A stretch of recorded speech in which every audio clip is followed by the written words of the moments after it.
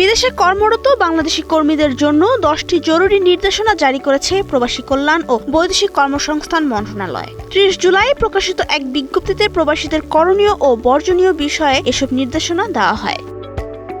মন্ত্রণালয় জানিয়েছে, প্রবাসীদের কর্মরত দেশের আইন, কর্মস্থলের নিয়ম, স্থানীয় সাইবার আইন এবং ধর্মীয় ও সামাজিক মূল্যবোধ মেনে চলতে হবে। সামাজিক যোগাযোগ মাধ্যম শুধু ইতিবাচক যোগাযোগের জন্য ব্যবহার করতে হবে। চাকরি বা কর্মস্থল সংক্রান্ত কোনো তথ্য, ছবি বা ভিডিও শেয়ারের আগে প্রতিষ্ঠানের নীতিমালা অনুসরণ করতে হবে। পাশাপাশি অচেনা লিঙ্ক, বার্তা ও অনলাইন প্রতারণা থেকে সতর্ক থাকার পরামর্শ দেওয়া হয়েছে।